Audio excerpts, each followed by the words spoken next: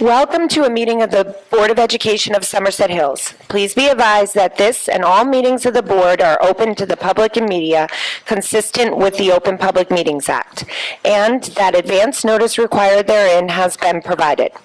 This is a meeting of the Board of Education of Somerset Hills at which formal action may be taken. The public will have an opportunity to be heard as shown on the agenda. Can we have roll call, please? Mr. Baker? Here. Mrs. Clark Emery? Ms. Cooper? Here. Mrs. DeGrandpre? Here. Mrs. Frenda? Here. Mr. Joyce? Here. Ms. Nathans? Here. Mrs. Tober? Here. Mrs. Rye? And Mrs. Santoro? Here. On cue. There you are.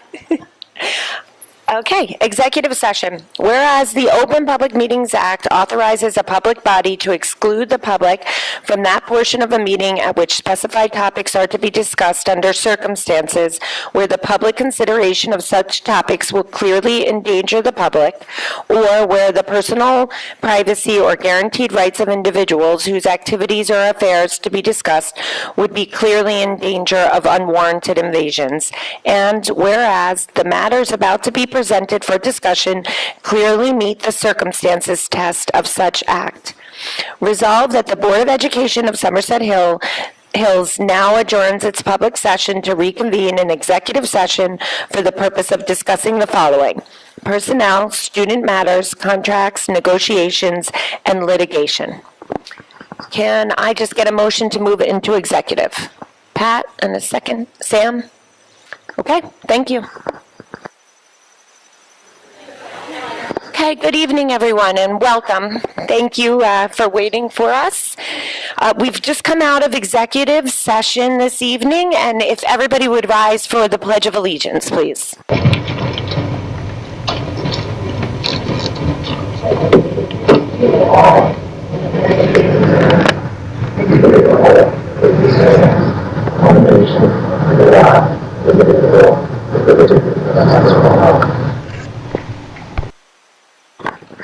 Okay, can we have roll call, please? Mr. Baker? Here. Mrs. Clark Emery? Here. Ms. Cooper? Here. Mrs. DeGrandpre? Here. Mrs. Frenda? Here. Mr. Joyce? Here. Ms. Nathans? Here. Mrs. Tober? Here. Mrs. Rye? Here. And Mrs. Santoro? Here. Okay, we will move right into the report of the superintendent. Thank you. Nice to see everybody. We're going to kick it off with our board attorney's presentation on harassment, intimidation, and bullying.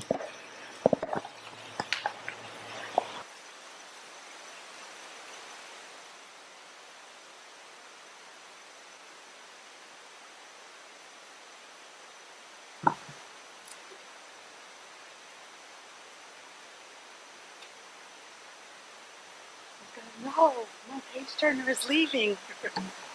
Good evening, everyone. Good evening, everyone, and thank you for another School Law Talks. This time we're going to talk a little bit about harassment, intimidation, and bullying, and the role of the board. So, there is in New Jersey a law called the Anti-Bullying Bill of Rights Act. We at NJSA, New Jersey Statutes Annotated, 18A 37-14, etc. It's all about harassment, intimidation, or bullying. You also have in Somerset Hills Board Policy 5512, which lays out basically everything that I'm going to say to you tonight. So this law is intended to prevent incidents of harassment, intimidation, or bullying in schools.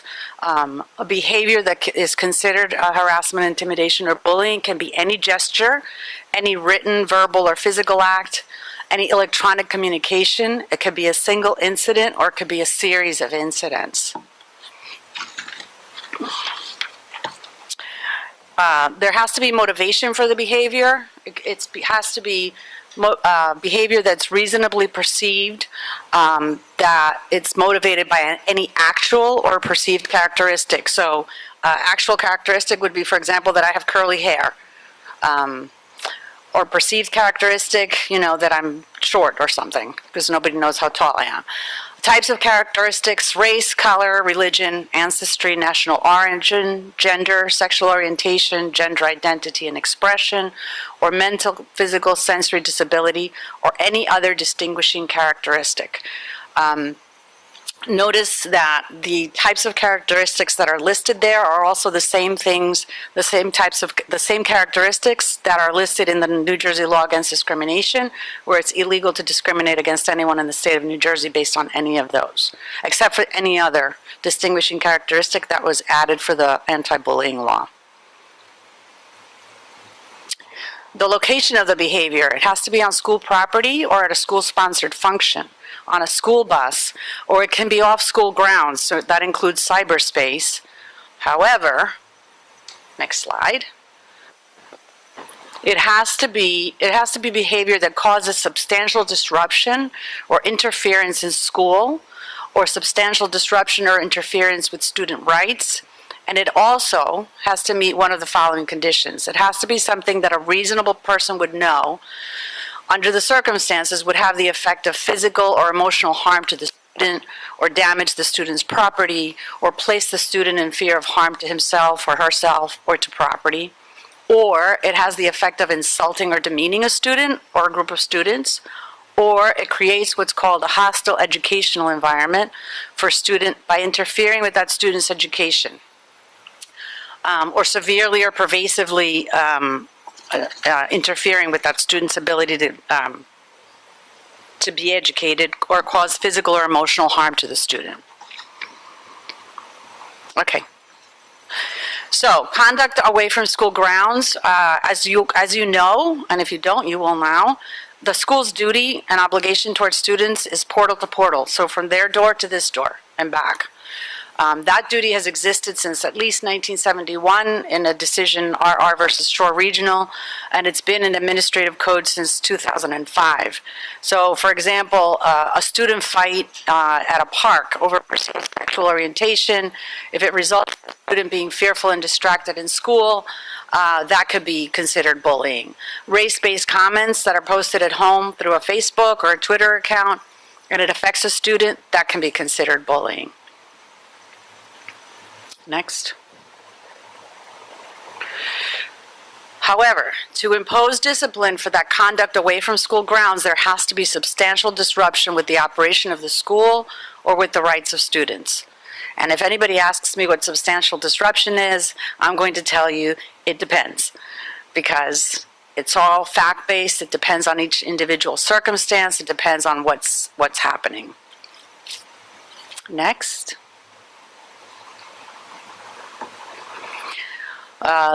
The district policy also has to have a statement that bullying is unwanted, aggressive behavior that may involve a real or perceived power imbalance. I don't know if anybody remembers, now I'm going to forget the name of the TV show, but the typical scenario of, two little kids, what was that? Andy Griffith Show. The Andy Griffith Show, when the little boy is, now I forgot his name too. I'm having memory loss tonight.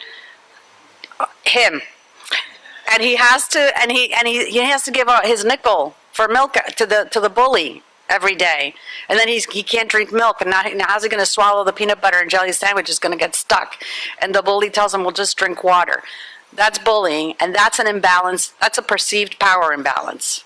That's the best example that I have of perceived power imbalances. Poor Opie not being able to drink milk. Next. So you have to consider the context and relative positions of the aggressor and the victim, but in order to find that it's a HIB, it still has to meet all of the criteria, including a real or perceived characteristic. So imbalance of power alone is not enough. There has to still be the real or perceived characteristic. Next.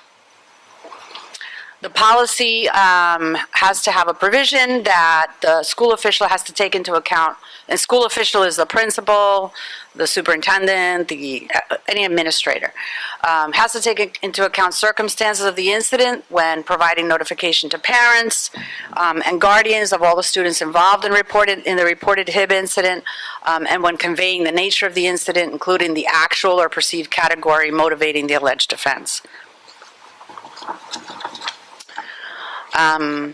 Confidentiality is intended to apply to circumstances of all student victims, especially when it comes to any gender and sexual orientation issues. Schools are supposed to use strategies to deal with such matters with care and sensitivity. It's always interesting to me, the Department of Education is supposed to provide resources to assist. I'm not going to ask the superintendent if that exists or not, because I don't want her to answer in public. But we often find that the state issues laws, and then there's never any monetary support to cover it. The preliminary determination as to whether or not a complaint is actually a HIB goes to the principal or his or her designee. They consult with the anti-bullying specialist, and then they make a preliminary determination before initiating a full investigation. They have to look at the complaint and take all the facts as if they were true, and then they can determine whether or not they find that the allegations fall within that of a HIB. Next. If they find that it is, then they conduct a full investigation. And if they think that it is not, then they don't have to conduct a full investigation. And the decision can be appealed to the board and ultimately to the Commissioner of Education. If that decision of not doing the investigation, if the board overturns it, then the full investigation would happen. It's always a tricky question, because now the law that changed in the law a couple of years ago. It used to be that you had to investigate, and then they found that everything was being investigated, even things that obviously were not harassment, intimidation, or bullying. So now they gave principals a little bit of discretion. Discretion should always be used carefully, is my advice. Administrators who suspect that there's a HIB and don't investigate can be subject to discipline. And the reason for that is that we want to make sure, the state's intention, and certainly all of our intention, is to make sure that there is no harassment, intimidation, or bullying among students. And so we take great caution to make sure that everything gets investigated fully for all kids. A district is even required to investigate HIB complaints that extend to incidents that occur at an approved private school for students with disability. If the incident occurred on district buses, on district-sponsored events, off school grounds, and in performing that type of investigation, the anti-bullying specialist has to consult with the out-of-district school. Complaints against staff members. Sometimes students file complaints against staff members claiming that there's been harassment, intimidation, or bullying. If that happens, then the staff member cannot be investigated by a member of the same bargaining unit. Next. The timelines, the results for the HIB investigation have to be provided to the parent in writing within 5 days of the results being reported to the board. If the parent requests a hearing before the board, then that request has to be filed within 60 calendar days after the results are given to the parents. And then the board hearing would have to be held within 10 business days, meaning 10 school days of the request. The superintendent reports to the Board of Education no later than the next board meeting after completing an investigation. That's part of the timeline. And the district provides information about the investigation to parents, guardians of students who are parties to the investigation. Again, like I said earlier, within 5 school days. That information would include the nature of the investigation, whether or not HIB was found, whether discipline was imposed, or whether there were counseling services provided, not imposed. We already covered this about the HIB timeline and the hearing before the board. In reviewing an appeal, the board is to consider whether the board policies and procedures were followed and whether the evidence presented supports the finding of the administration, which is the basis of the appeal. So you're looking at, were procedures followed? Were the policies followed? And is there evidence to support what the administration is offering as its decision? And then the appeal of a board decision is based on whether or not the board's decision was arbitrary, capricious, or unreasonable, which is really liberal standard. It means generally that the board's decision won't be disturbed unless there's no reasonable basis for it. And reasonable is one of those favorite lawyer words, that it all depends. So if there's no rational connection between the facts found and the choice that was made, or if the decision was made without observing procedures, then that would be an unreasonable decision. And that's it. Thank you very much for your attention. Thank you, Ms. Gutierrez. You're welcome. All right, so I know those middle schoolers are chomping at the bit. I can see them, and I do so appreciate your patience, because one of the reasons that we always like the attorney to go first is we feel like it's an opportunity for us all to learn something, and we would want you to have that opportunity too. So if you are ready, I think we have Caroline and Bridget, right? You can come on up to the podium. Don't be nervous, we're a really easy audience. And just make sure, hang on, this gentleman right here, Mr. Sayez, will help to ensure that the microphone is where it needs to be. Thank you. There you go, because we want to hear every word, okay? All right, go ahead. All right. Hi, my name is Caroline Soul. I'm in the 6th grade, and on behalf of the Student Council, I am here to talk to you about our amazing fundraiser for the Emmanuel Cancer Foundation called Candygrams, and I'm also going to talk about our upcoming t-shirt sale. Our Candygrams were a huge hit. We made over $783 in profit. I had first heard about Candygrams on a New Jersey State Student Council workshop. All Student Council members attended. This idea sparked interest throughout the whole council. From January 15th on, we started planning. We held a meeting to discuss how much they would cost, the type of candy, and how how and when we would distribute them. We worked as a team and decided on Dum Dum Heart Lollipops and to sell them at lunch. We would sell during lunch and take down the orders. And the next week in study hall and after school, we packaged and sorted through all the orders. And on Valentine's Day, we delivered the Candygrams. Everybody loved them. It was a fundraiser for a great cause. Our student council worked as a team to make this happen. We had a great turnout, and we were all very satisfied with our outcome. Ms. Gash, our advisor, was a great organizer. My second topic is our upcoming t-shirt sale. The student council and I have been coming up with different designs for this year's t-shirt.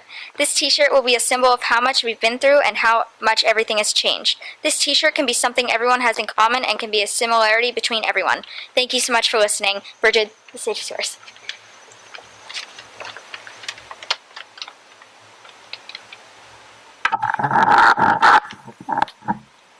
My name is Bridget Duff, and I am on the BMS Student Council. I am also in 6th grade. I will be talking about all the spring sports available at BMS. There are 3 options that students will be able to choose from. These options include boys baseball, girls softball, and track and field. Track and field can include 5th graders too. If students decide to participate in any of these sports, they will certainly build great friendships and team building skills. Track and field is a popular option among many, and I have a bunch of friends who have had wonderful experiences doing track. Boys baseball is also popular, and I have heard of many people having a fun time at practices and games. Softball is similar to baseball, and I have many friends who have also had good experience with the game. As the weather gets nicer, I encourage students to get involved. This month for House Points, we are getting involved in March Madness. Students will be able to fill out a bracket deciding which team they think will win the NCAA tournament. Each house's sign-up information is in your Google Classroom. There will also be a knockout tournament at the end of the month. The tournament will start out as a competition in gym classes and will then evolve into a school-wide tournament. Thank you for listening to my presentation, and I hope you enjoyed it. Thank you both. We're so grateful. And if you certainly can leave to go home if you want to, but the high school students are going to talk next. So if you want to just hear them, it might give you a taste of what's to come. Here come Mariel and Chris. Good evening. So So a couple updates about the high school. All of our winter sports have ended, so with that being said, spring sports have started, and some of our sports like lacrosse are beginning scrimmages with other schools. And March 25th marks the end of marking period 3, which is crazy. And many classes are finishing up the quarter with tests, so good luck. And on March 5th, 6th, and 7th, the Bernards High School Theater performed Little Shop of Horrors. The show was absolutely fantastic, and everyone involved, the cast, backstage crew, and the pit did an amazing job. And congrats to the 26 students in the BHS Harvard Model Congress delegation for their impressive performances in Boston during the 4-day conference on February 14th to 27th. 7 of our students were recognized for outstanding contributions, so well done. And Math League is continuing with their Math Madness competition. And finally, the application for the National Honor Society has been posted, so good luck to juniors applying. So a little note on seniors, regular decisions for colleges have been coming out, and they will continue to come out throughout the end of March and beginning of April. So we wish our fellow seniors the best of luck. Some more information is that students at our school had the chance to participate in the National Queer Youth Walkout on March 11th, and our mask mandate was officially lifted March 7th. BHS also brings back their Everyday Hero Award, which is awarded to students who display exceptional leadership in their schooling and in their community. And our most recent recipient is Inia Saravanan. The NJGPA test, a graduation requirement now for juniors, was carried out over the past 2 days. And AP testing is rounding the corner, so AP classes are wrapping up on the year with all their course material. One of the most exciting parts about high school for many is prom. So we had some pretty interesting news. There was a prom dress giveaway. On March 14th, Mackenzie Arena and Sydney Solomon held a prom dress giveaway where around 30 dresses and accessories were distributed. It was very well organized by the pair. Junior prom is going to be on April 22nd. Senior prom is going to be on June 2nd. And our senior project graduation fashion show, which I recommend everyone come see, will be on April 30th. And that's all the news we have. Great, thank you all. Thanks to our middle schoolers, thanks to our high schoolers, and you will not hurt our feelings if you don't want to stay and hear us talk about the budget. It's okay. If you want to stay, you could.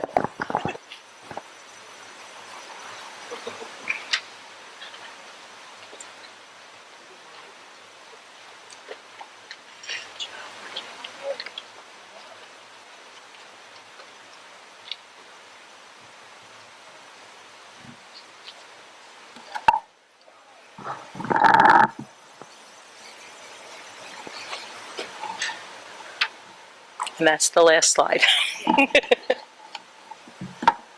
Okay, great. Up.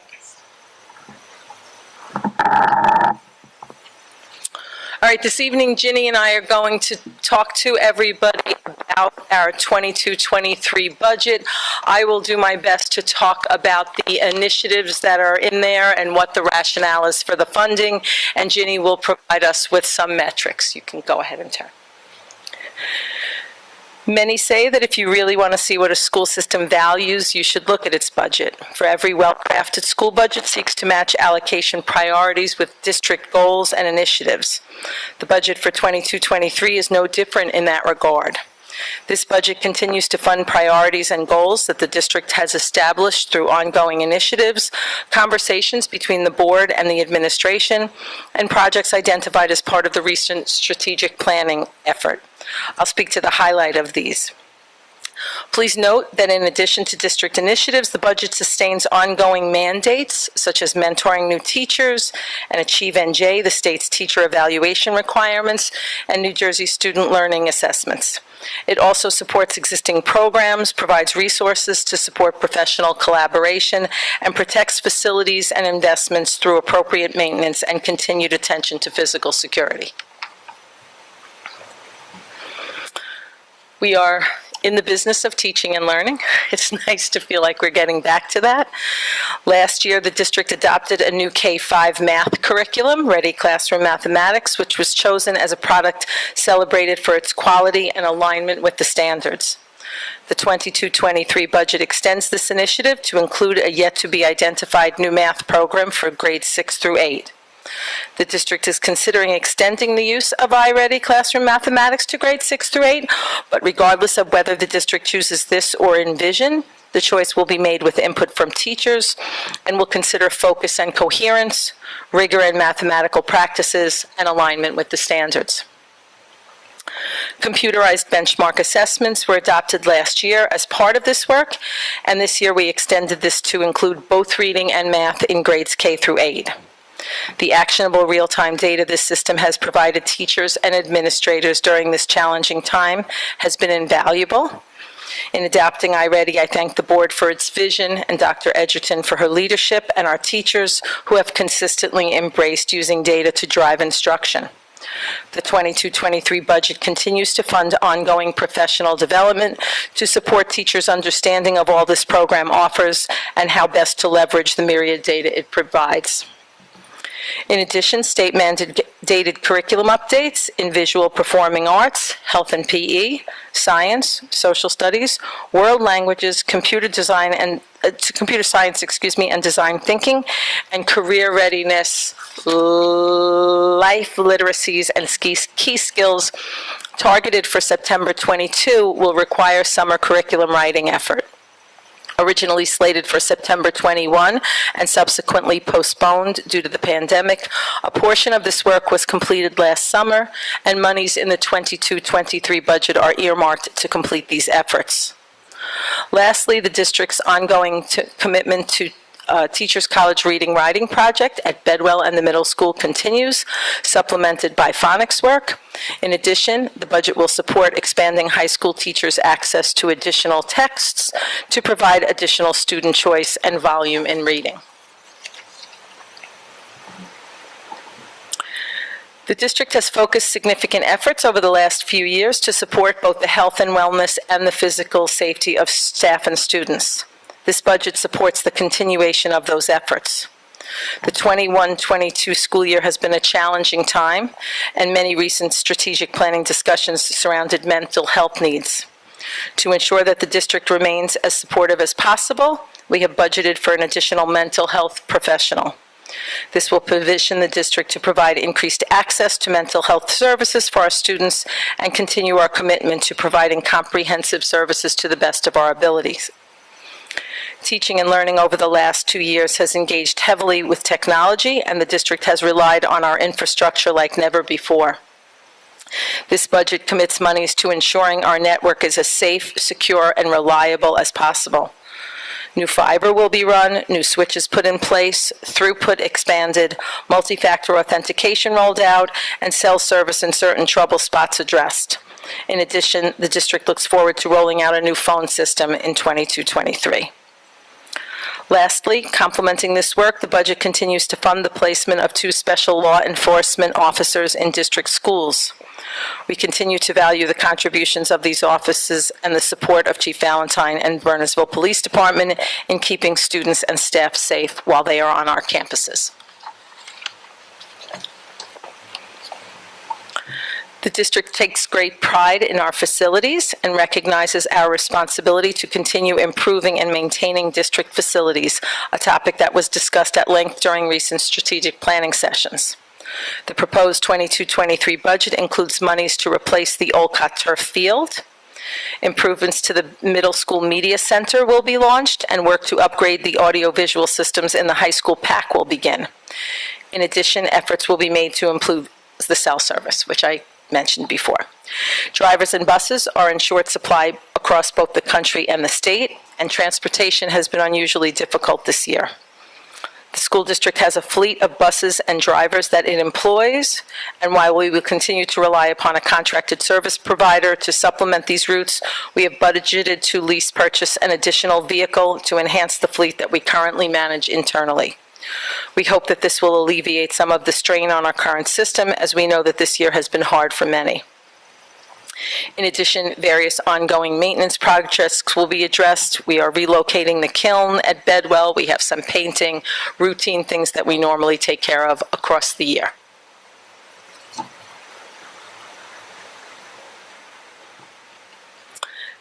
The district continues to track demographic data to ensure that staffing at all grade levels and in all content areas is appropriate. Our demographer continues to project declining enrollment, largely attributed to birth rates in our community, which aligns with what we have experienced over the last few years. As shared in the fall strategic planning sessions, the district served over 1,900 students at the start of the 18-19 school year, and as of October 21, this number was down to about 1,758. It currently stands at 1,776. While the district continues to work with its demographer to predict year-over-year changes to inform staffing decisions, we all accept that these predictions come with a degree of uncertainty. Ginny will remind us later this evening that staff salaries and benefits represent about 76% of the district budget, and the principals and I will continue to carefully monitor student numbers. Our goal is to always critically assess the services we provide to ensure that the district balances fiscal responsibility with service so that every dollar spent is done so with a careful eye on our needs. In addition to the new mental health position already discussed, the 22-23 budget contains increased monies for new opportunities for students. The board would like to add volleyball to the sports currently being offered at the high school and has budgeted additional stipends to recognize some of the currently running clubs at the high school that are helping ensure the school provides co-curricular opportunities to engage with a wide variety of student interests. Ginny, I'm going to turn it over to you. The public should be aware that this presentation will be posted online tomorrow.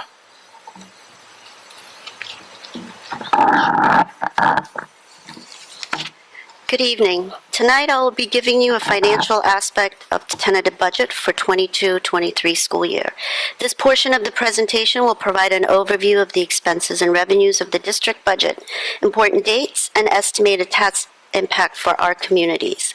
Since the pandemic, each year seems vastly different from last, and this year is no different. We have new legislations, new grants, and new guidance from the state that we must address and include in this budget. Your approval of the tentative budget tonight will allow us to submit the information to the county by March 28th, and the county will then review our budget. They can make suggestions, changes, and comments. After their approval, we'll be publishing the budget information in our local papers and on our district website, at which we will then hold a public meeting on April 27th, which is our next board meeting, for public input and your approval of the final budget. This slide is a brief overview of our current expenses of the budget. The current expenses for 22-23 school year is $42,689,326. Is an increase of 2.8% over the prior year. Capital outlay is $922,187, an increase of 74.1%. As Dr. Dempsey presented earlier, this includes capital projects such as the new turf, technology infrastructure, which amounts to $575,000, which is part of the capital project amount which we'll be withdrawing, which is the $752,787.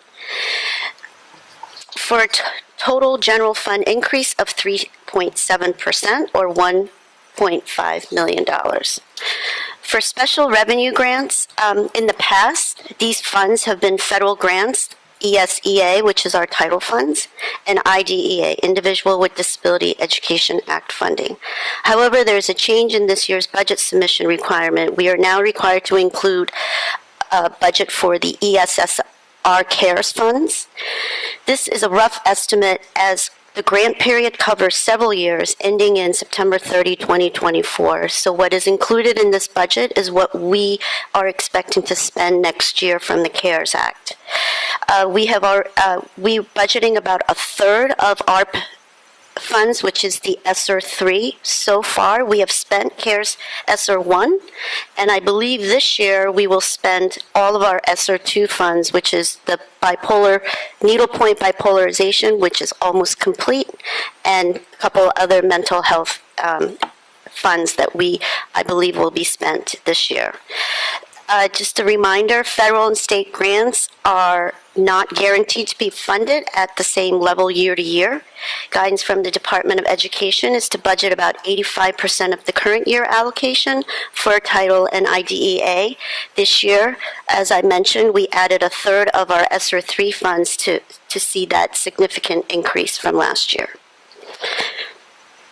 The revenue that we receive for federal and state grants always matches the expenses, so it is a wash in and out for us.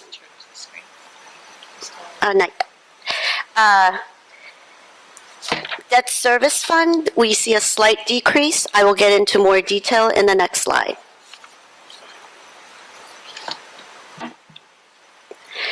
Summary of our revenues from 22-23. You see an increase in budgeted fund balance. As we have mentioned previously, this is the amount of money that's created from last year's budget. It's their leftovers that we incorporate into this year's budget. Capital reserve, as I mentioned before, is $752,787. Please keep in mind, after our audit of June 30th, 2021, we deposited about $1 million back into our capital reserve fund. So even with this significant increase of withdrawal, we will still maintain a steady balance of $1.5 million in that account. Local tax levy. In this slide, you'll see that the percentage is 2%. If you really do the math, it comes out to 1.98%, and I will explain why that's the difference. On July 1 of 2020, Governor Murphy signed into law Chapter 44, which applies to all Board of Education in New Jersey to offer new employees the equivalent of the New Jersey Educators Health Plan for the next 7 years. The new health plan had to be implemented starting January 1 of 2021. Unlike Chapter 78, employees participating in this plan, we take the percentage of their salary as the deduction basis, as opposed to the percentage of the premium, which is done for Chapter 78. The plan was basically designed by the state to give employees Chapter 78 relief. And the second part of the law is that the actual savings that the district realized from resulting of the implementation shall have a tax levy adjustment. So this year, unfortunately, the method of reporting to the state does not segregate what our districts save for EHP plan.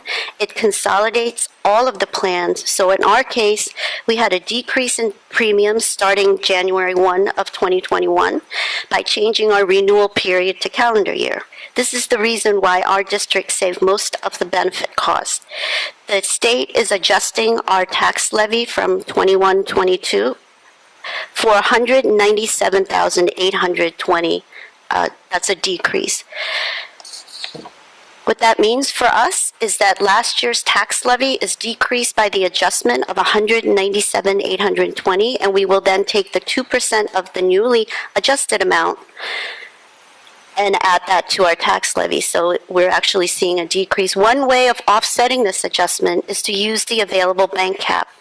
This year, we have $266,000 bank cap available, which was generated in the 1920 school year. We have decided to use the amount of the adjustment, $197,000, to add to this to bring our tax levy closer up to 2%. Just a reminder for the new board members, cap banking occurs when a school district does not increase the tax levy by the 2% allowable by law. The difference between the maximum 2% and the actual levy is banked at that point, and it's available for our future budgets without any approval from the state. These funds are expired after 3 years if not used. So with that adjustment, we're able to offset the $197,000 of tax base adjustment that was levied by us by the state. Tuition, we're showing an increase of 2.4%. We're expecting a slight increase in comparing to last year of incoming 8th graders compared to those that are seniors in Bedminster that are graduating this year, along with some increase in cost. Other category includes miscellaneous revenue, interest revenue, semi-revenue, subscription busing, and facilities rental. We're showing an increase of 2.9%, which is a slight increase, but I believe with the decrease in COVID protocols, we're anticipating that rental income will increase and we will have more subscription bus riders. With the result in total local funds seeing an increase of 3.7%. Once again, special revenue funds, as I've explained, it's the same as the expense. The increase is the additional ARP3 money that we budgeted. And now going back to debt service fund. The debt service fund, this is the repayment of our bonds. There is a decrease of 6.2% overall. As you recall, the board refunded the 2012 bond last fall. I would like to thank the board for their fiscal management stewardship to complete the refunding of the 2012 bond. We did not have to do this. We were presented with the marketable favorable rates when Phoenix Advisors came to the board and presented with this offer. Luckily for us, the rates stayed in our favor, and it's the refunding of the bond is very similar to when you refinance your home. We're able to decrease what we owed based on the new rates that's set. With this savings, we were able to save about close to $200,000 a year till the remainder of the bond maturity, which is 2029. We're also applying budgeted fund balance of $130,000, which is from the 2015 referendum. We had a balance left over after all the projects were complete. This media center being one of the projects that was done with the referendum funds. Instead of applying it to 1 year, which will show a huge fluctuation between the tax levies, it was advised by Phoenix Advisor and the auditors to spread that out in the next 4 years. So we'll be able to have those savings in the next 4 years. And that brings our total expenses to $47,682,547, an increase of 3.6 from the previous year. Next slide, please.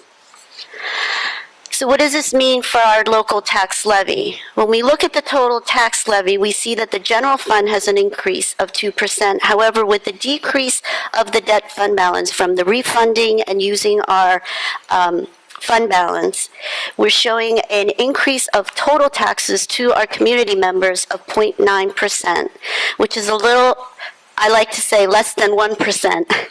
And compared to last year, it's about half. Last year, it was 1.8%. Next slide. So tax levy by town, we see that Bernardsville is $27,918,283, Far Hills $1,896,288, and Peapack Gladstone $6,755,071. Just a reminder that this is calendar year. As you know, our municipal government does levy their taxes on calendar year, and we do our tax calculation on school fiscal year is July 1 to June 30th. So this is half of what we budgeted last year and half of what we're going to budget for 2023. Again, I'd like to remind the board that we don't arbitrarily just come up with the percentages to divvy up the taxes. The formula is from the state of New Jersey based on the allocation of equalized valuation, where 5% of the share is based on state's equalized valuation, and 95% of the share is based on enrollment numbers from our current ASSA report that was reported back in October. This formula is a method that is used by the state of New Jersey to put all 3 towns on the same level for tax certification purposes. Next slide. Estimated school tax rate for 2022. Now we're looking at this rate for each of the towns. Bernardsville is 1.194 for every $100. Far Hills is 0.438, and Peapack Gladstone is 0.860. All 3 were showing a decrease from last year. So how does this relate to you and your home? If you own a home in Peapack Gladstone for $600,000, that equates to $5,160. Portion of your tax bill is for the school. Okay, next slide. Projected enrollment. The enrollment for the current year is that as of March current. And as Dr. Dempsey mentioned, we use a demographer that gives us an estimate of what she thinks the projection will be, and that's what we look. We show a slight increase in each of the school except for out of district. There is no way of predicting how our out of district numbers will look. That number of 42 does include Bedminster, even though fiscally we're not responsible for Bedminster's out of district tuition. One note I'd like to add is that the demographer did mention to us that this is a very conservative estimate, and she thinks if the pandemic moderates this spring and the census information for 2020 and the housing date is released this fall, she would think that she would go back to her usual method of, projecting the future enrollment for us. So just keep in mind, although we are showing a significant decrease, this is a very conservative projection. Next slide. Here are the components of the entire budget. As Dr. Dempsey mentioned, the salary and benefit equal 33%, 33 million, which is 76% of the general fund. Special education tuition is 10%, which is a slight increase. Transportation represents 5%, which is pretty steady from last year. And all others represents 9%, which is a 1% decrease from last year. Please keep in mind that the 9% of the other, that is 2.2 of that is utilities, which is a pretty fixed amount. So the remaining 7.8% of our general fund is what remains for general school supplies, textbooks, professional development, technology supplies, maintenance and custodial supplies, and other educational services that is not considered special ed.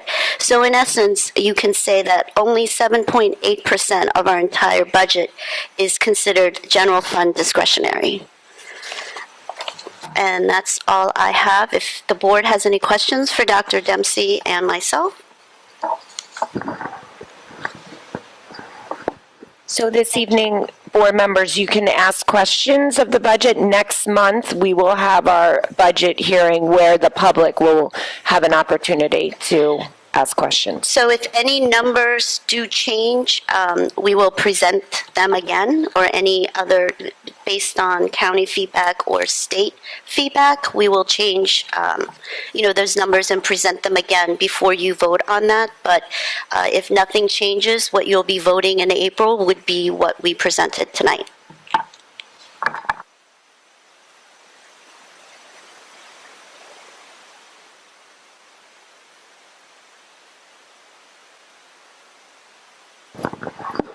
Thank you. I know this is an extraordinary amount of work, so we certainly appreciate the diligence you put into this process.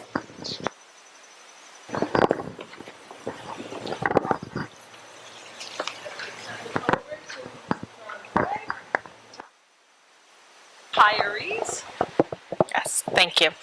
Whereas Fred Trempe has been employed since September of 1994 through June 2022 as a teacher of music, and whereas Fred Trempe exemplifies expertise, commitment, and professionalism in his duties, now therefore be it resolved, the Somerset Hills School District and Board of Education recognize Fred Trempe's retirement effective July 1st, 2022, and extend him congratulations and best wishes for a happy, healthy, and enjoyable retirement. Whereas Colleen Zuppa has been employed from September 2003 through June 2002 as a paraprofessional, and whereas Colleen Zuppa exemplified expertise, commitment, and professionalism in her duties, now therefore be it resolved, the Somerset Hills School District and Board of Education recognize Colleen Zuppa's retirement effective July 1st, 2022, and extend her congratulations and best wishes for a happy and healthy and enjoyable retirement.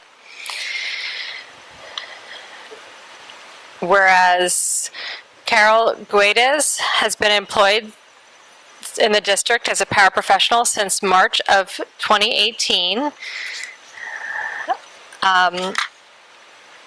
And whereas Carol Guedes exemplifies expertise, commitment, and professionalism in her duties, now therefore be it resolved, the Somerset Hills School District and the Board of Education recognize Carol Guedes' retirement effective July, thank you, and extend her congratulations and best wishes for a happy, healthy, and enjoyable retirement.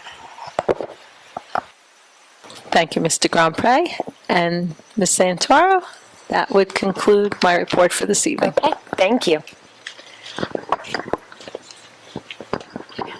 Public comments for actionable agenda items. We very much welcome input from the public. Public comments are welcome at this time on any actionable agenda item. Towards the end of the meeting, there is a second public forum on any topic. Please state your name and address.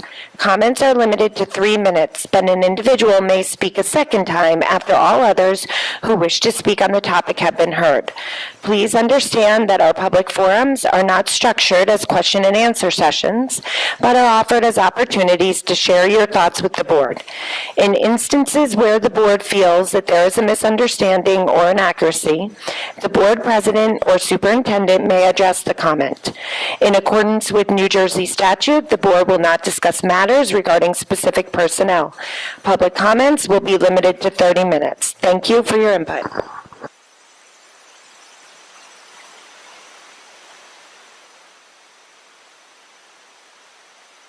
Okay, seeing there are no public comments at this time, can I have a motion to close public comment?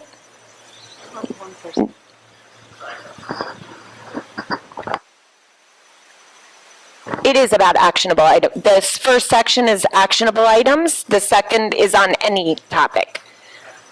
Yes. Okay, thank you. So, I just need a second to close. Kristen? Okay, we will move into committee, approval of the minutes. Can I have a motion to approve the minutes? Sam and Nicole, second.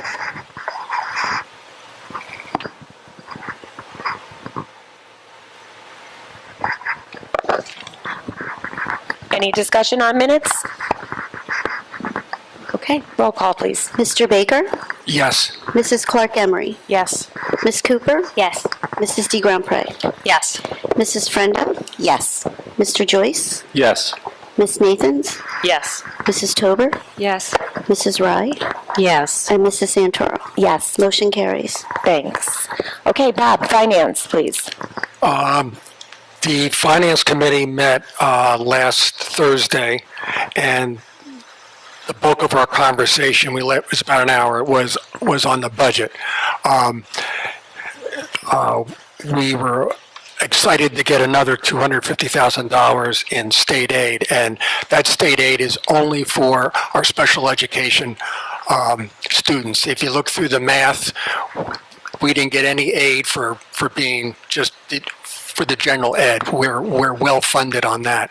We did get a little money for transportation aid and a little money for security aid, but the $250,000 is only for special ed. So we're excited about that because our special ed population has grown.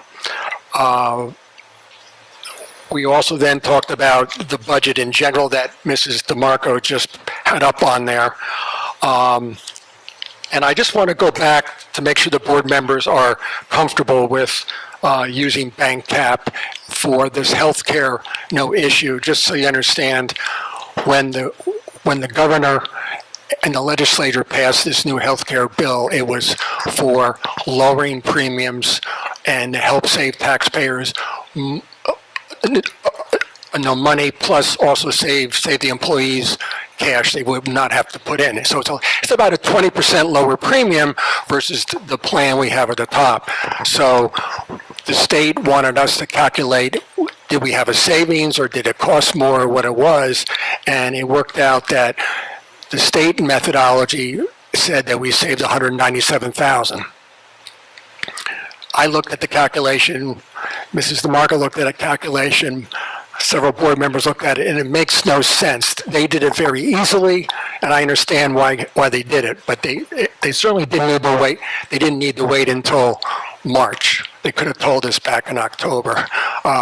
That's my opinion. So we talked about whether we should appeal the calculation, but as you know, an appeal would take a long time if other school districts do the same thing. So we felt it was prudent to go ahead with the decrease of 197,000. I personally feel is maybe 50,000 is the right number. I did some back of the napkin calculations, but then used our bank cap to offset that. All right, so we had $260,000 available in bank cap. We're only taking 197 to make it even. So I just want people to understand that, because that's what we're voting on.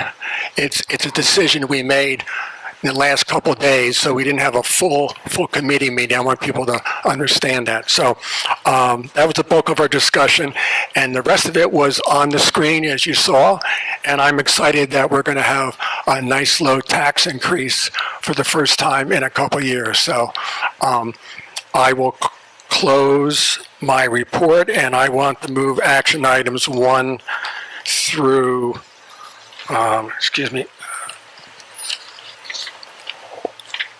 there's one on the, there's 2 on the addendum, so it's 1 through 5, and then 6 and 7 on the addendum. Do I have a second for those? Okay. Anybody have any questions about what I explained? I mean, there's a lot of sheets you can look at to figure this out. All right. No questions, we'll take a roll call. Mr. Baker? Yes. Mrs. Clark Emery? Yes. Ms. Cooper? Yes. Mrs. D. Grandpre? Yes. Mrs. Frenda? Yes. Mr. Joyce? Yes. Ms. Nathans? Yes. Mrs. Tober? Mrs. Rye? Yes. And Mrs. Santoro? Motion carries.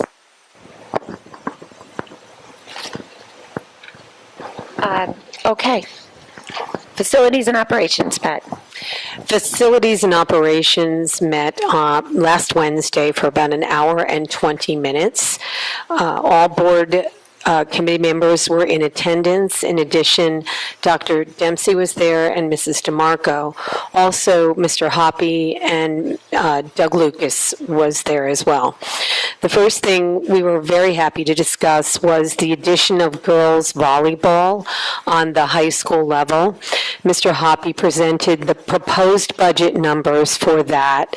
And for all of you, that's in the budget book under BHS. I think it's the second or third page under BHS. And a survey has indicated that 50 girls are interested, and even if that gets knocked down to 30, which Mr. Hoppy thought it might get down to, depending on what the young ladies decided to do instead of volleyball, that we would probably be able to mount both a varsity and junior varsity team. And I believe that that's what the budget is. So the numbers, if we don't mount both teams, might be a bit lower. Mr. Lucas reported out to us on some problems in generators, which we all know are really vital to the safe running of our schools. At Bedwell, it was noted that the generator was offline. That's not good, obviously, and because of its importance to the smooth running of both the building and the district, it will be fixed as soon as possible. We're not really sure who needs to pay for that fix, so it will come out of our funds and then perhaps be reimbursed elsewhere, depending on the responsibility. And Mr. Lucas and Mrs. DeMarco will assess that responsibility and let us know. Also at BMS, at the middle school, the second generator, which when we toured, those of us who toured, is the one that's on the back sort of patio area, that new area back there, has been using a lot of antifreeze, which is concerning to Mr. Lucas. So he is looking into that to see why that would be. But it is still online and it's still functioning, in other ways normally. We were presented, or we took a look at the plan for the improvements at the Bedwell Middle School Media Center. If you look at this online, there is a link there that you can click so you can see pictures of the improvements that we are hoping to make there. The hope is for the final plan to be submitted by the winter of 2022, by December at the latest, and for the budget to be solidified for these improvements with the inclusion in next year's budget, the 22-23 budget. There are, however, thankfully, monies available for work to begin on HVAC, and that is really needed in the middle school. And part of the ESSER 3 was already allocated to the middle school HVAC upgrade, which includes parts of the media center. Remember that ESSER 3 money is a one-time allotment that needs to be encumbered by September of 2022. So we need to act on 24, sorry, I'll fix that here. I should have reported out that better, sorry. Anyway, the money that we have from ESSER 3 should provide enough for 8 units on the second floor of BMS. That would include the media center, the teacher's lounge, and 1/2 of a wing of classrooms. The plan is for this work to be done in the summer of 2023. I don't think we need to note the executive session time. Everybody got here. Just for your information and for the public's information, the residency reaffirmation update is ongoing. 40% of those initially contacted have yet to respond. Mrs. DeMarco sent out a second notification to families who haven't responded, and she anticipates that she will have a good response from the second notification. If, however, it becomes necessary to send people to houses, we will do that to reaffirm where students live and in the district. There was a slight glitch in a mailing which resulted, I'm very sorry to say, in 130 families not receiving the first letter, but that was corrected, and those responses are coming in as well. Translators are reaching out to families who may benefit from that service.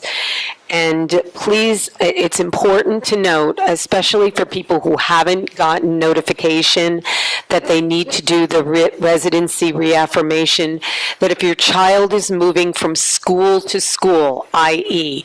from a 4th grader to a 5th grader, and from an 8th grader to a 9th grader, you will receive that request for residency reaffirmation at a slightly later date. And so they have not been contacted yet. Yay, the New Jersey Clean Energy Grant reimbursement for the LED light upgrade project has been submitted and approved. As you recall, last year we withdrew $137,125 from the maintenance reserve for supplies, which included light bulbs and fixtures. That money will be reimbursed by the state sometime in May and returned to our maintenance reserve. Yay. So, all that being said, I would like to approve action items 1 and 2. May I have a second? Thank you. Is there any discussion?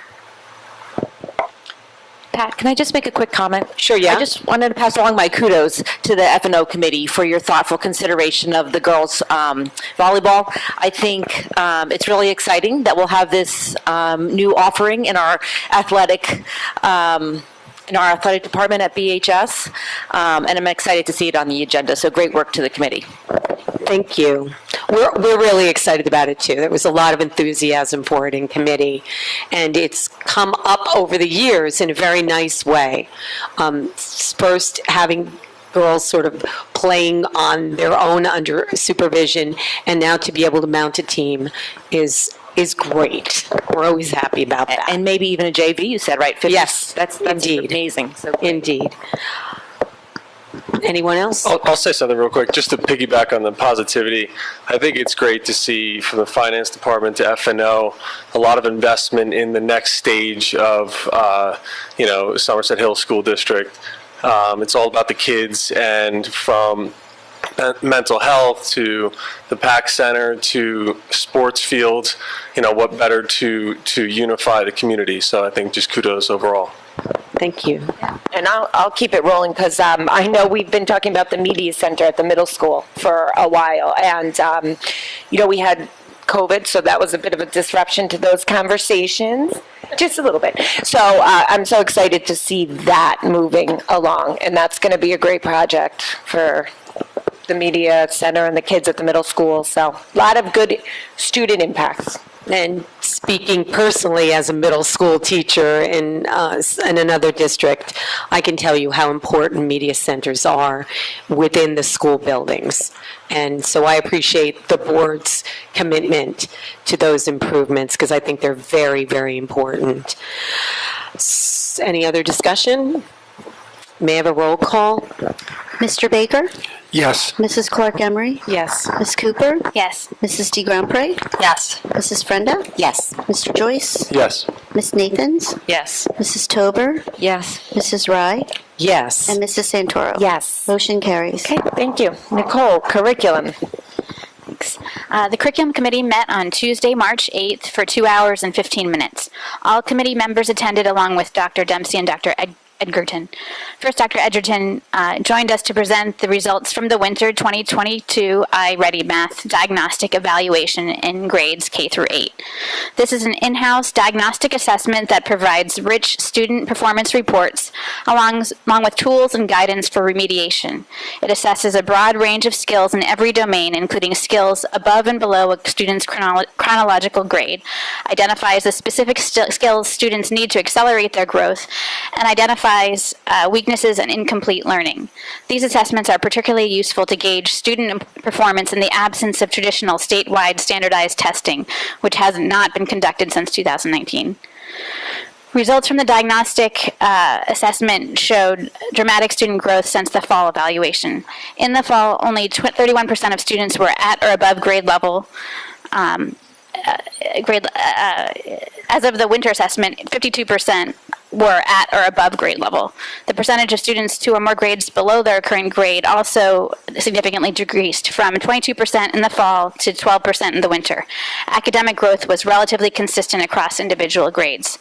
While Dr. Edgerton indicated that our results were significantly more favorable than the statewide results released by iReady, they were likely and predictably lower than what we might have been observed pre-pandemic. Since this curriculum is new to our district, we don't have pre-pandemic data. But regardless, administrators are investigating additional opportunities for math learning acceleration in the middle school, including summer math programming. The committee also discussed the role of math homework at BMS, which could present an additional opportunity to address learning gaps. We then discussed updating the math curriculum used at the middle school. Currently, BMS uses Connected Math, which is no longer supported by the developer. Teachers and administrators supported transitioning to the iReady curriculum currently used in K through 5 in grades 6 through 8. It's highly rated, well-liked by staff, and closely aligned with state standards. Its diagnostic component is also very useful to help teachers use data to differentiate instruction and accelerate growth. The committee fully supported this transition and has been really impressed with the diagnostic data on student performance that the program provides, and these data have been really invaluable. Next, we discussed historical and current concerns about the math curriculum at the high school with a focus on honors geometry. Historically, a significant proportion of freshmen have struggled with this course, many of whom have transitioned out of the honors course mid-year. This year, the course is being taught by new teachers, and Dr. Edgerton is closely supervising these teachers and is monitoring student performance. Several factors that were identified that might contribute to the challenges faced by students, including the differences between honors math at the middle school and at the high school, the need for additional curricular and easing the transition between the middle school and the high school, the uniqueness of geometry versus algebra, and the large numbers of students in honors math in the middle school. Committee members also mentioned that many students at the high school are using math tutors, which could be problematic. To address these concerns, Dr. Edgerton discussed creating a math lab after school at the high school using ESSER funds for students needing additional help, which the committee fully supported. Additional summer math programming may also be warranted and will be investigated. We then briefly discussed two proposed drafts for calendars for the 2023-2024 year. Last month, we discussed decoupling spring break from Easter and moving it to March. However, in 2024, Easter is in March, so if we were to decouple spring break from Easter, spring break may need to remain in April. The committee also discussed the need for additional data on the advantages and disadvantages of starting school earlier in the year, if such data are available. Ultimately, the committee agreed that we need additional time to collect data and input from the broader board and public before entering into further discussions about the 2023-2024 calendar. Finally, the committee approved all field trip and professional development requests, including 2 out-of-state professional development requests for teachers to be AP readers. And that concludes my report. I'd like to move items 1 through 3 on the agenda and 1 and 3 on the addendum. Do I have a second? Thanks, Sam. Any discussion? No, I'd like to go back to the calendar. I didn't understand the logic about why not have it in March, just because Easter's there. That's always going to happen. Right. Like every 5 or 6 years, it's always going to be right True. up against it, so. I think if we move the spring break to March, that means that we wouldn't have, there'll still be an extended amount of time in April with no breaks. We're going to be discussing this more. Does anyone else have any other discussions about that, you know? But I thought that's why we wanted it in March, because I think the way it falls, Bob, and we have to look at it a little bit. Look at it again. I think you're going to have a big gap. So last month, we were talking about how we go a long time between our February, the days off in February, and then all the way to spring break. We're kind of going to create the same situation if we move In reverse. in reverse.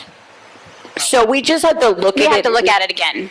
if you put it in the middle, that's the whole point. You know, if you But put it in the middle, We're not going to be putting it in the middle, though, because there's going to be the February break in the end of February, and then another break in March, and then we'd have like well, another the 2 months. February break is only on the weekend. It's not a full week. It depends on, well, no, but it's still a couple days. I mean, we see your point. And we just have to look at it also with regards to the discussion, and we're not ready to put forth a final, calendar. We always try, we talked about this, we always try every year to get there, and then there's, I'm still confused, but that's okay. all right, we'll, We can keep talking about it, Bob, yeah. It wasn't for this coming, it was for the following. Right. Anything outside of committees? I didn't put them in my report. So we can make sure, Bob, that the drafts that we consider are shared with the whole board, just so that when you come together to have the conversation. I think we saw a draft of it last month, but only for, I think, next year. Yeah, for next year. so we're still working on it. Oh, yeah, okay. I'm sure you can clarify it. I wanted to commend the committee talking about creating a math lab after school, if that's a possibility. I think it's nice that there are tutors who are available, and that's great. But for the students who can't avail themselves of that, either monetarily or because they just don't know someone who can tutor them, I think that shows a fine support of our children and their learning. And that was included in our ARP funding proposal, which was just approved by the county and the state about a month ago, so we're good. And I think it's also important to point out the data that we're getting from the iReady assessments and how it's so critical for our staff to be able to look at that data and utilize it to inform how they're going to instruct for the rest of the year, and also down to a student level, which is what's really impressive about this program. You know, it really allows teachers to provide individual support to each student. So I think it's so important and talks to a lot of the things that we've been trying to do with regards to our math program over the years, so.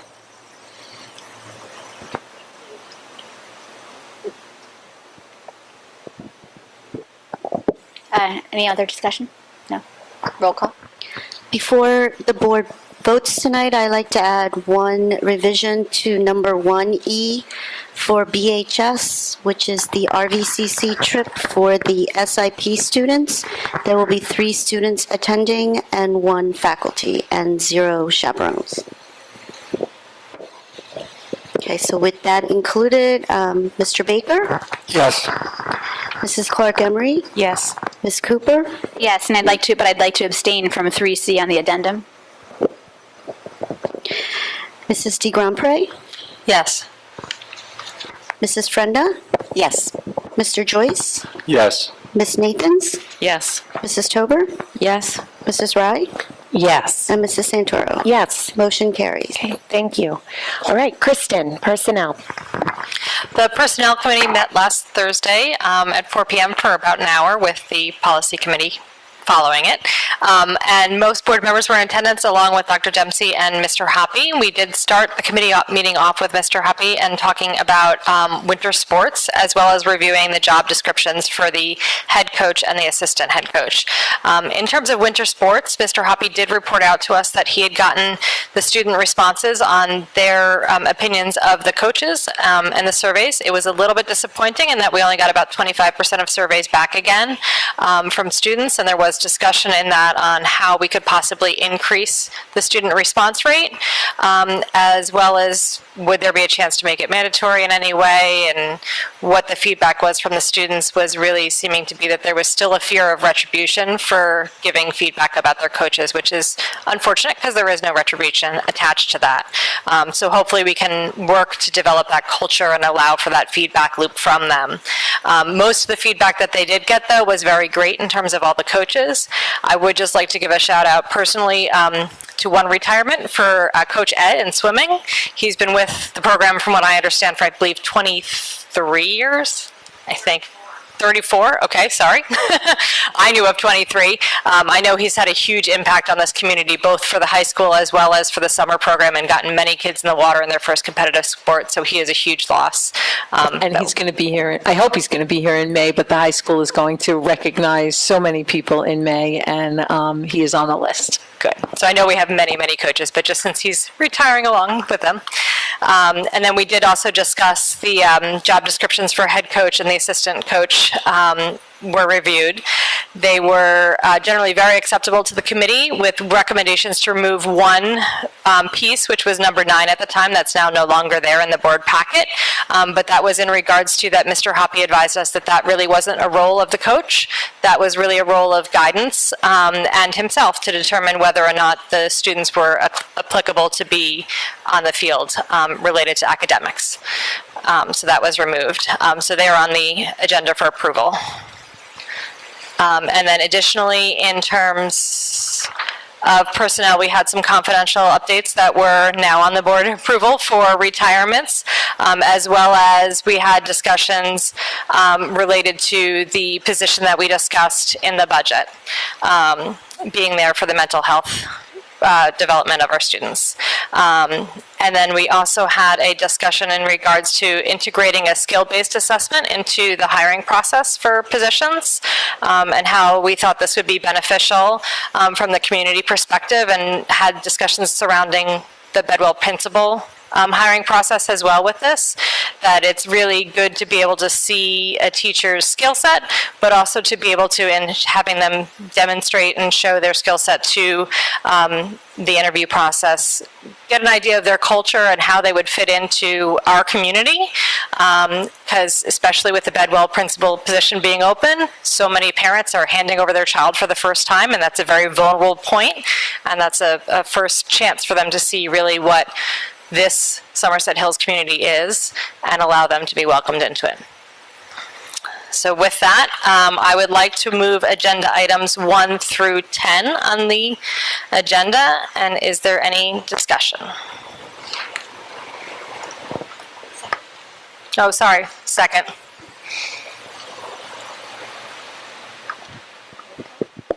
Mr. Baker? Yes. Mrs. Clark Emery? Yes. Ms. Cooper? Yes. Mrs. D. Grandpré? Yes. Mrs. Frenda? Yes. Mr. Joyce? Yes. Ms. Nathans?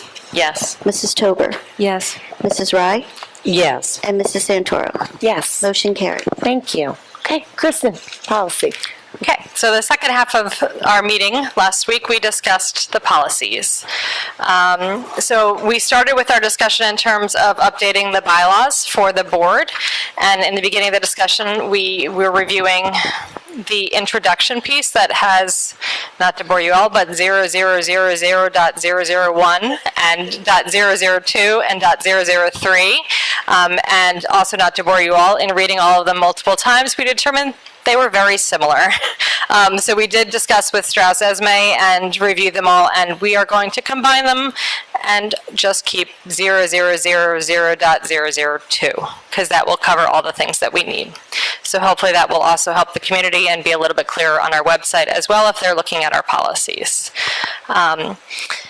In terms of first readings, we did discuss P2415.05 that discussed student surveys, analysis, evaluations, examinations, testings, and treatment, which was reviewed for revisions, and essentially to include the examinations, testings, and treatment in the title and the body of the policy.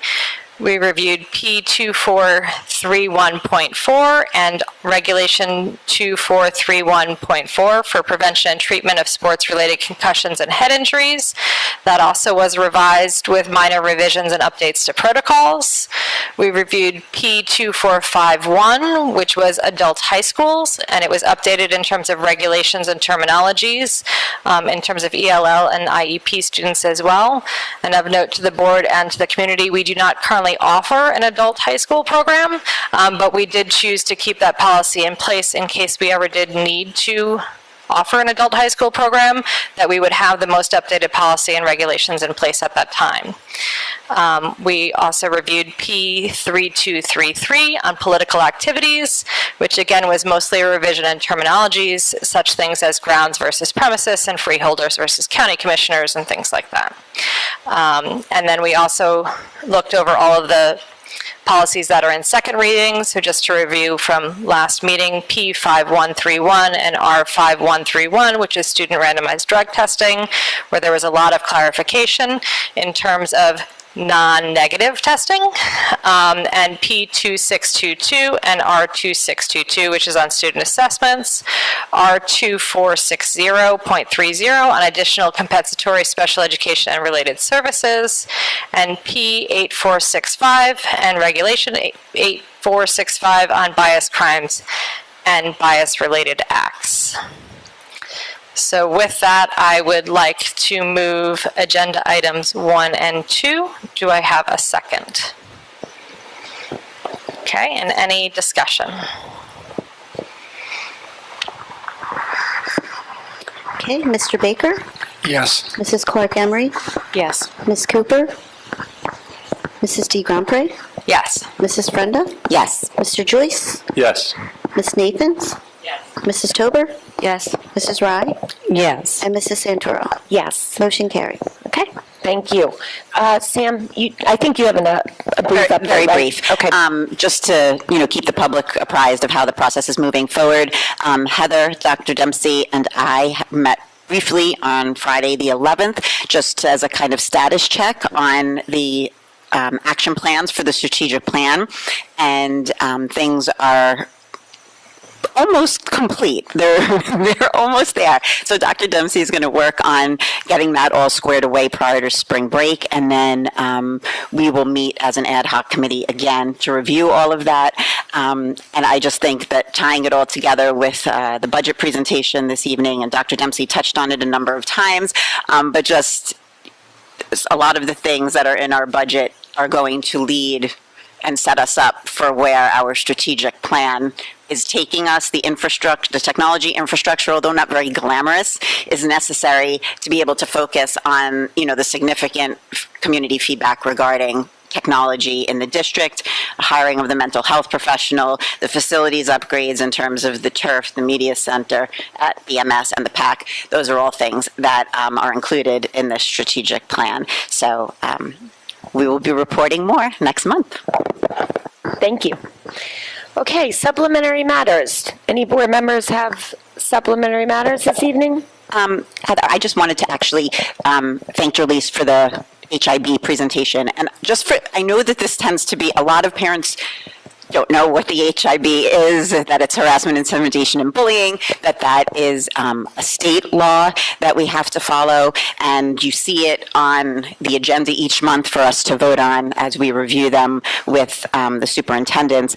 But I also just wanted to clarify with Jolise and for the public that there are those that are affirmed and those that are not, and then there are also code of conduct issues that happen at each building that don't meet the level of HIB requirements and the specificity. So that HIB does not encompass all issues related to code of conduct or behavior or the like in the building. So I just wanted to clarify that. Hello? Yes. Yeah, absolutely. The anti-bullying Bill of Rights law, that only applies to harassment, intimidation, and bullying of those very specific instances. There are a plethora of other situations where students, where there are discipline issues, where students violate the student code of conduct. And very often, what may be complained of as a harassment, intimidation, or bullying incident, it's not found to be HIB, but it is found to be a violation of the Code of Student Conduct, and that's not encompassed in the law. So yeah, thank you for clarifying. I didn't talk about that because I was just focusing on HIB, but yeah, most of everything else goes with the Code of Student Conduct. Absolutely, and what was presented was extraordinarily thorough, and I think it gave a tremendous overhaul of the HIB process. I just wanted to make sure that parents realized that HIB wasn't the totality of the Code of Conduct and, behavior incidents. And there are board policies on student conduct which are found on the website. Very conveniently, click and there's a search button. It's right on that Board of Education page. Yes. Thank you.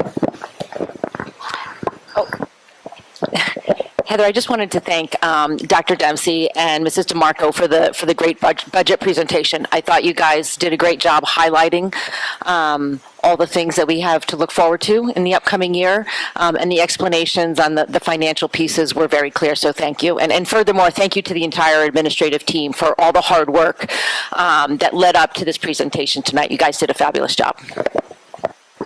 I second that. Anyone else? Okay, public comments. Public comments are welcome at this time on any topic. Public comments will be limited to 3 minutes. Please state your name and address, and we appreciate your input. Mrs. DeMarco, we don't have our sign. Okay. We'll give you a signal when you have 30 seconds left somehow.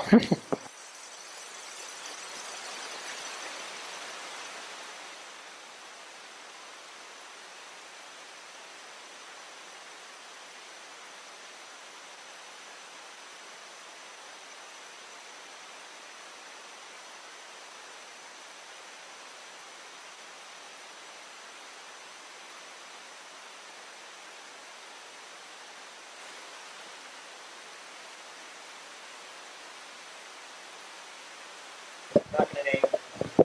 Sorry,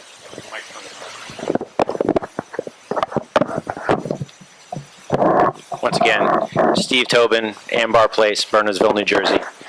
I'm not going to mention any specific names or anything like that, but a word or a phrase that's often used in these meetings is the word equity.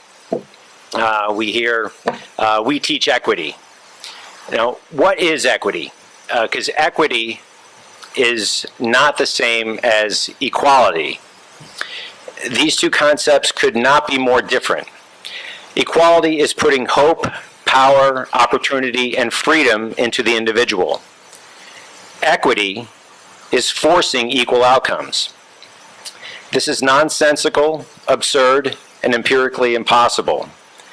Why? Simply because of our individual differences. No one can deny our individual differences. Now just look around the room. Thank God we're not wearing masks anymore. I take that as a good thing. I'm sorry. Well, I respect you. If you have the right to wear a mask, if you want to wear one, great. But we don't have to. But the point I'm trying to make is, because we're not wearing masks, we can see just by appearance how different each of us look. That's a good thing, that we don't all look the same. From the Board of Ed to the man in the back of the room filming this, we all look different. That's a good thing. And I think appearance is just the tip of the iceberg. Whereas equality is an American constitutional value found in the 5th and 14th Amendments, assuring individual citizens are entitled to equal protection under the law and an equal chance to participate in society. Equity is a Marxist term. Yes, a Marxist term. Look it up. Equity is demanding mass transfer of all forms of wealth between groups, giving what is earned by one to another by force.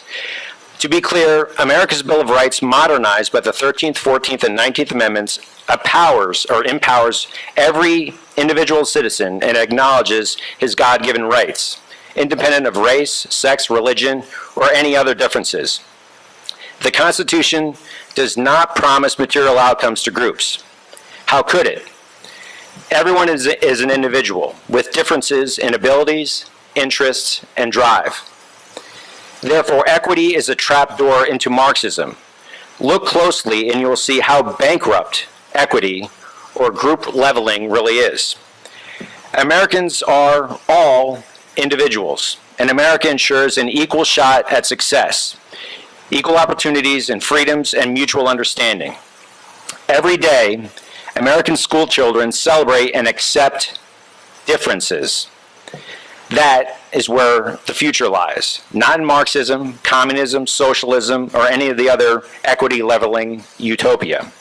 It is found in our founding fathers' vision, one nation under God, with liberty and justice to all, which I'm sure you know is our Pledge of Allegiance, which we said at the beginning of the meeting.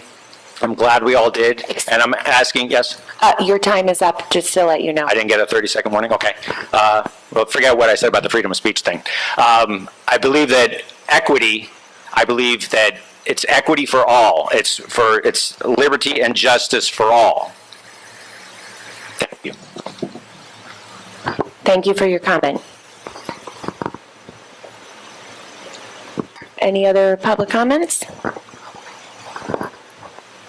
We had a public comment sent in to our email last meeting, which was our last meeting that we were accepting, and it went to the spam folder, so I'm going to read it now.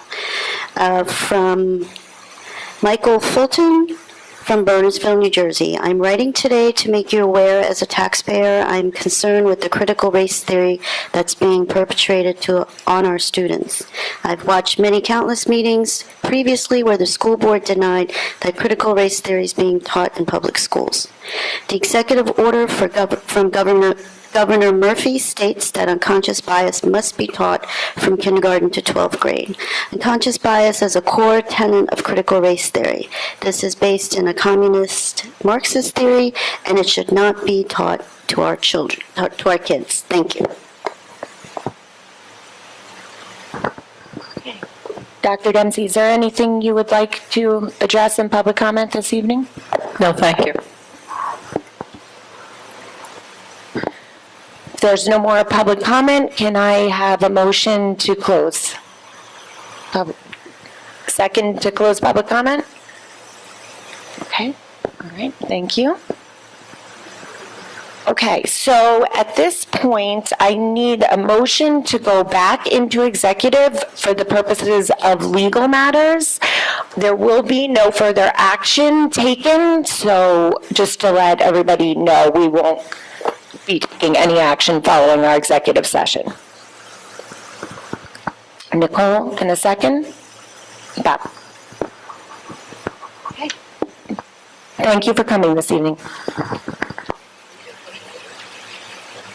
Are you coaching?